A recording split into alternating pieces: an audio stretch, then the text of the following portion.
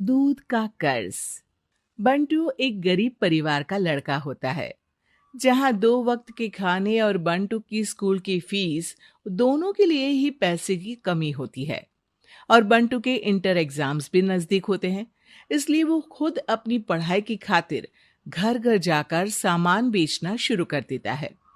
एक सुबह बंटू थैले में सामान भर के घर से निकलने को तैयार होता है। माँ, खाने के लिए कुछ है? अरे नहीं बेटा, आज शाम को पापा लेकर आएंगे। हाँ। माँ की बात पर बंटू भूखे पेट ही सामान बेचने निकल जाता है। वो सुबह से शाम तक घर घर जाकर सामान बेचता है, लेकिन अब भूख प्यास की वजह से काम करना मुश्किल हो जाता है। इस तरह काम पूरा नहीं हो पाएगा, और अगर बीमार पड़ गया तो एग्जाम्स के पहले फीस कैसे इकट्ठा करूंगा? ऐसा करता हूँ, अगले घर खाने के लिए कुछ मांग लेता हूँ। इसी के साथ बंटू आगे जाकर एक घर की बेल बजाता है, जिस पर निम्मी दरवाजा खोलती है। क्या हुआ? निम्मी को देख बंटू एक गिलास पानी के आगे उससे कुछ नहीं मांग पाता। निम्मी उसे दरवाजा पर खड़ा छोड़ घर के अंदर चली जाती है और कुछ देर में एक बड़ा गिलास दूध लेकर बाहर आती है। ये देखकर बंटू हैरान रह जाता है। ये लो। अब पर मैंने तो पानी मांगा था। देखने से साफ पता चल रहा है कि तुम्हें भूख लगी है। इससे तुम्हें आगे काम करने की ताकत मिलेगी बेटा, पी लो। बंटू दूध पी लेता है। इसके लिए मैं आपको क्या दे सकता हूँ? तुम्हें मुझे कुछ देने की जरूरत नहीं है। माँ ने हमेशा सिखाया है कि इंसानियत की कोई कीमत नहीं होती। निमी की बात बंटू के दिल में घर कर लेती है। वो वहां से चला तो जाता है, लेकिन ये बात हमेशा के लिए याद रखता है। रात को घर पहुंचकर बंटू पैसों की गिनती शुरू कर देता है। स्कूल की फीस भरने के लिए तो ये पैसे बहुत ही कम है। कल से मुझे ज्यादा मेहनत करनी होगी। अगली सुबह से बंटू फिर एक बार पूरी मेहनत के साथ काम पर लग जाता है। देखते ही देखते कुछ समय बीतता है और अपनी मेहनत से बंटू एग्जाम्स के पहले ही स्कूल फीस भर देता है। अब मैं भी एग्जाम्स दे पाऊंगा और फिर मेडिकल कॉलेज में जाकर बहुत बड़ा डॉक्टर बनूंगा। बंटू दिल लगाकर पढ़ाई शुरू कर देता है। उसे एग्जाम्स में टॉप करने की वजह से कॉलेज की स्कॉलरशिप भी मिल जाती है और वो पढ़ाई करने दूसरे शहर चला जाता है। सर, इस स्कॉलरशिप से आपने मेरा सपना पूरा कर दिया। मैं आपको जितना भी थैंक यू बोलूं उतना कम है। बेटे, तुम ऑल टाइम टॉपर हो। तुम जैसे ब्राइट स्टूडेंट को अपने कॉलेज में एडमिशन देना हमारे लिए प्राउड की बात है।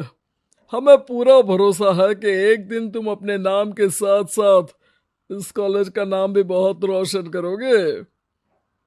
इसी तरह 15 साल बीत जाते हैं और बंटू अपने शहर का मशहूर डॉक्टर बन चुका होता है। डॉक्टर, एक लेडी का कॉम्प्लिकेटेड केस आया है, जिस पर स्टडी करने के लिए सीनियर डॉक्टर ने सबको मीटिंग रूम में बुलाया है। केस की डिटेल्स क्या है? बंटू के पूछने पर नर्स उसे लेडी की सारी डिटेल्स बताती है, जिस पर बंटू उसके शहर का नाम सुनते ही चौंक कर भागता हुआ उसके कमरे में पहुंच जाता है, जहां वो निम्मी को देखते ही पहचान लेता है।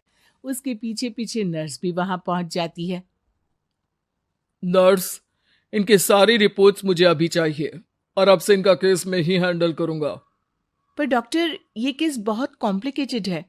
आज तक कोई भी डॉक्टर इनकी बीमारी तक नहीं पहचान पाया और दूसरे शहर वालों ने तो इनके बचने की उम्मीद ही छोड़ दी थी। तुम्हें आगे कुछ भी बोलने की जरूरत नहीं है। मैंने जो कहा बस वही करो।